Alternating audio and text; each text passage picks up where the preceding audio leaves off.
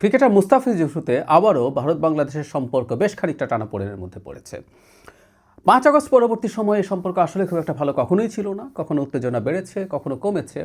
কিন্তু একটা সারপ্রাইজিং ঘটনা ঘটেছে বলা যায়, সেটা হলো বেগম খালেদা জিয়ার মৃত্যুকে কেন্দ্র করে ভারতের দিক থেকে যে ধরনের আচরণ করা হয়েছে। আমি ইন্ডিকেট করছি জয়শঙ্করের বাংলাদেশ আসা, ভারতের পররাষ্ট্রমন্ত্রী এবং ভারতের প্রতিরক্ষা মন্ত্রী রাজনাথ সিং বাংলাদেশের হাই কমিশনে গিয়ে আশোক বইতে স্বাক্ষর করে এসছেন, মন্তব্য লিখে এসছেন, নরেন্দ্র মোদীর বার্তা পাঠিয়েছেন, নরেন্দ্র মোদী স্ট্যাটাস দিয়েছিলেন। সব মিলিয়ে আমরা বলবো যে ভারতের দিক থেকে এক ধরনের সম্পর্ক স্বাভাবিকীকরণের বা এনগেজমেন্টের চেষ্টা ছিল। কিন্তু মুস্তাফিজকে নিয়ে ঘটা ঘটনা নিশ্চিতভাবে সেটাকে বেশ বড় সমস্যায় ফেলে দিয়েছে, এটা আমরা বলতেই পারি। এখন বাংলাদেশ যা যা করছে তা ঠিক করলো কি না, এই প্রশ্নটা কেউ কেউ তুলছেন। আমরা ব্যাকগ্রাউন্ডটা নিশ্চয়ই জানা আছে, সেটা হলো বাংলাদেশের ক্রিকেটার মুস্তাফিজকে কলকাতা নাইট রাইডার্স কিনেছিল। কেনার পরে বেশ ভালো টাকায় 9,20,00,000 রুপি ভারতের উগ্র হিন্দুত্ববাদীদের ভীষণ শোরগোল শুরু হয়ে গিয়েছিল। তাকে বাদ দিতে হবে, বাংলাদেশের প্লেয়ার কেনা যাবে না। এবং তারা যা করে এই সূত্রে তারা বাগে পেয়েছিল শাহরুখ খানকেও। কলকাতা নাইট রাইডার্সের মালিক একজন মুসলিম ভারতে এতটা প্রভাবশালী, এতটা জনপ্রিয়, এটা ভারতের হিন্দুত্ববাদীদের পছন্দ হওয়ার কোনো কারণ নেই। তাই আমরা দেখেছি এই তাদের এই সিনেমা ইন্ডাস্ট্রির এই 3 খানকে নিয়ে বহু সময় বহু ঝামেলা করার তারা চেষ্টা করেছেন। শাহরুখ খানের প্রতিও তারা তীব্র তাদের রাষ্ট্রদ্রোহিতা করেছেন, ক্যাম্পেইন করছে। এবং একটা পর্যায়ে ভারতের ক্রিকেট কন্ট্রোল বোর্ডের নির্দেশে কলকাতা মুস্তাফিজকে বাদ দিয়ে, এরপর বাংলাদেশ দুটো পদক্ষেপ নিয়েছে। একটা হলো আইপিএল দেখাবে না বাংলাদেশের কোনো চ্যানেল, এবং আরেকটাকে কেউ কেউ বলছেন একটু বেশি কঠোর হয়ে গেল কিনা, সেটা হচ্ছে বাংলাদেশ আইসিসি টি20 বিশ্বকাপে বাংলাদেশ দল পাঠাবে না। বাংলাদেশেরও যুক্তি আছে এই রকম, মুস্তাফিজকে যখন বাদ দিতে বলছে তারা এটা বলার চেষ্টা করছেন যেহেতু তার বিরুদ্ধে প্রচুর শোরগোল হচ্ছে, প্রচুর হুমকি আছে, তাই তাকে নিরাপত্তা দেয়া যাবে না, এই অনিরাপদ পরিস্থিতিতে তাকে খেলতে দিতে হবে না। তখন বাংলাদেশ যেটা বলছে সেটাও এই পয়েন্টে খুবই যৌক্তিক। যদি বাংলাদেশি খেলোয়াড়ের নিরাপত্তার ঝুঁকি ওখানে থেকেই থাকে তাহলে কেন বাংলাদেশের দল খেলতে যাবে? এটা তো তার নিরাপত্তা ঝুঁকি। যদি একটু ডিফারেন্সের জায়গা হচ্ছে টি20 বিশ্বকাপের নিয়ন্ত্রক আইসিসি, তারা এখানে তাদের এক ধরনের দায়িত্ব আছে, তাই তারা এই ধরনের গ্যারান্টি দিচ্ছে যে নিরাপত্তার ব্যাপারে তারা ব্যবস্থা নেবেন। কিন্তু বাংলাদেশ গতকাল তারা এটা মোটামুটি কনফার্ম করেছে, তারা বাংলাদেশ দল পাঠাচ্ছে না। জেনে রাখবো আইসিসি বাংলাদেশের পক্ষে আসলে শেষ পর্যন্ত সিদ্ধান্ত নেবে না। আইসিসি চিরকালই, আমরা একসময় যখন ক্রিকেট খেলা দেখতাম, বহু বছর দেখি না, বাংলাদেশের খেলাও দেখা হয় না, কিন্তু একটা সময় যখন দেখতাম তখন থেকেই আমরা জানি সবচেয়ে বড় বাজার বলে বা মূলত এখানেই ক্রিকেটের বাজার বলেই আইসিসির উপরে ভারতের অকল্পনীয় রকম প্রভাব আছে। অন্যান্য দেশ যারা খুব ভালো খেলে, অস্ট্রেলিয়াতে ক্রিকেট অনেক পরের খেলা, ওদের ফুটবল আছে, রাগবি আছে, same goes for New Zealand, same in England, যারা ভালো খেলে তারাও আসলে এই সাবকন্টিনেন্ট ছাড়া এই খেলার আসলে তেমন কোনো বড় বাজার নেই। ফলে আইসিসির উপরে প্রভাব ছিলই। কিন্তু মজার ব্যাপার হলো এই মুহূর্তে আবার আইসিসির প্রেসিডেন্টই ভারতীয় এবং তিনি হচ্ছেন অমিত শাহর ছেলে জয় শাহ। আমরা বুঝতেই পারি আইসিসি শেষ পর্যন্ত কী ধরনের সিদ্ধান্ত নিতে পারে, এটা বলাই বাহুল্য।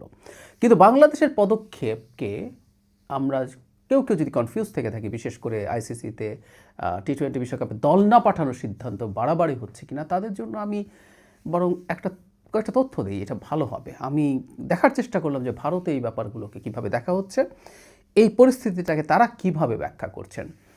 ধরুন দ্য প্রিন্ট, এই পোর্টালটার গদি মিডিয়া বলা যাবে না, কিন্তু আমি বাংলাদেশ ইস্যুতে তাকে আমি অনেক সময় দেখেছি যে তারা বিজেপির যে ন্যারেটিভ তারা সেটার সাথে অ্যালাইন করেন। তো যদি তারা অ্যালাইন করে থাকেন, সেই পোর্টালটাও খুব বেশি বাংলাদেশের প্রতি নিউট্রাল থাকেন বলে আমার মনে হয় না। কিন্তু সেখানে আমি দেখলাম একটা অ্যানালিসিসে বেশ কঠোরভাবে ভারত যা করছে সেটার সমালোচনা করা হচ্ছে। আমি বারখা দত্তের সাথে একটা টক শো দেখছি, দ্যাটস ভেরি ইন্টারেস্টিং। ভিনা সিকরি, আমি প্রায় বলি যে উনি আওয়ামী লীগের পেরোলে আছেন, বিজেপির হয়ে কথা বলেন। তার সাথে সুহাসিনী হায়দার, আমরা চিনি অনেকে যারা খোঁজখবর রাখি, দ্য হিন্দুর international correspondent, chief correspondent, editor, যাক আমাদের পরিচিত মানুষ, সুহাসিনী তীব্র আক্রমণ করেছেন ফিনা সিকরিকে এবং তিনি এই যে ভারতের পলিসি অত্যন্ত ক্ষতিকর হচ্ছে সেটা নিয়ে তিনি খুব স্পষ্টভাবে বলছেন এবং প্রচণ্ড কঠোরভাবে আক্রমণ করছেন ফিনা সিকরিকে। আমি দেখলাম ফিনা সিকরি পেরে উঠছেন না তার সাথে। তার চাইতে জরুরি কথা শশী থারুর, তার কথা বলেছিলাম, তিনি বাংলাদেশের ইস্যুটা নিয়ে একটা কলাম লিখেছেন এবং সেখানে খুব গুরুত্বপূর্ণ কিছু কথাবার্তা তিনি বলেছেন যে বাংলাদেশের সাথে এই ধরনের আচরণ করা একেবারেই অন্যায় হয়েছে।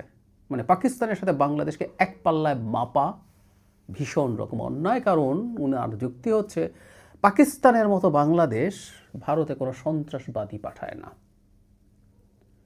শুধু তাই না, সোশ্যাল মিডিয়াতে তৈরি হওয়া একটা হাইপ বা একটা উত্তেজনা যদি একটা সরকার সামাল দিতে না পারে তাহলে এটা সরকার কীভাবে? সরকার তো ওগুলো সামাল দেওয়ার দরকার ছিল, ওখানে যতটাই উত্তেজনা হোক না কেন, যতটাই শোরগোল হোক না কেন।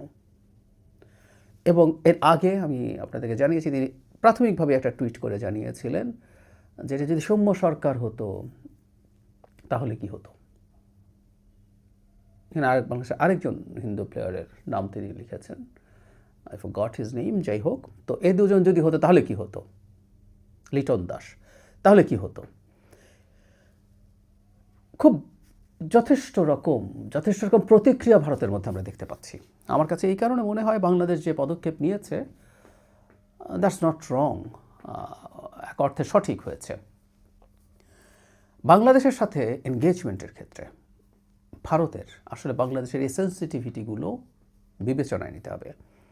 যে কোনো বিবেচনায় ভারত অত্যন্ত বাজে সিদ্ধান্ত নিয়েছে। কারণ এটা তাদের মনে রাখতে হবে, তাদের বুঝতে হবে, তাদের সামনে যে অজুহাত তারা দেখানোর চেষ্টা করছেন যে এখানে একজন হিন্দু মানুষকে ধর্ম অবমাননার দায়ে পিটিয়ে মেরে ফেলা হয়েছে, এরপর পুড়িয়ে ফেলা হয়েছে, এত অসভ্য এবং বর্বর কাণ্ড, মানে নিন্দা জানানোর ভাষাও আমাদের নাই।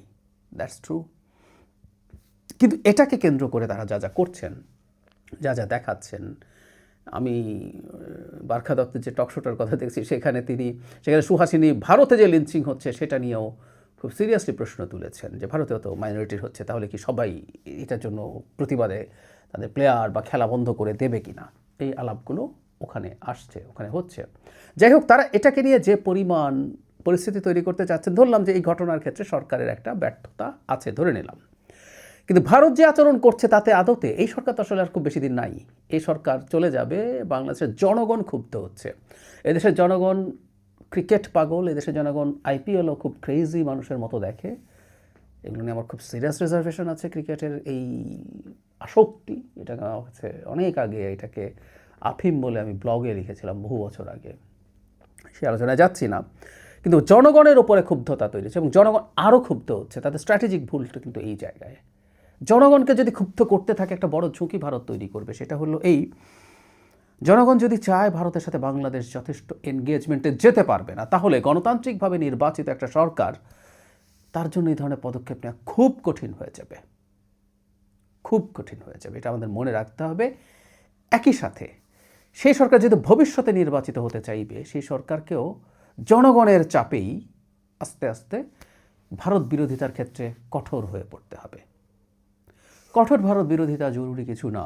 আমরা চাই বাংলাদেশের ভবিষ্যৎ সরকার যেই গঠন করুক না কেন, সে ভারতের সাথে এনগেজ করবে, ভারত বাংলাদেশের সাথে এনগেজ করবে এবং এনগেজমেন্টের মাধ্যমে পরস্পরের পারপাস সার্ভ করবে, ব্যবসা বাণিজ্য হবে এবং অবশ্যই সেটা বাংলাদেশকে একটা স্বাধীন সার্বভৌম রাষ্ট্র হিসাবে স্বীকৃতি দেওয়ার মাধ্যমে।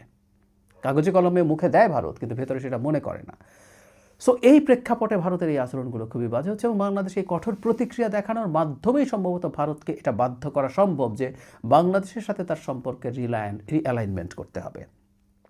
শেখ হাসিনার সাথে যেভাবে যা যা করতে পেরেছে তারা, শেখ হাসিনার সময় যেভাবে দিল্লি আছে, আমরা আছি, ভারতকে বলে এসছি ক্ষমতায় রাখতে, রক্তের রাখি বন্ধন, স্বামী স্ত্রীর সম্পর্ক, এগুলো শোনা বন্ধ হবে।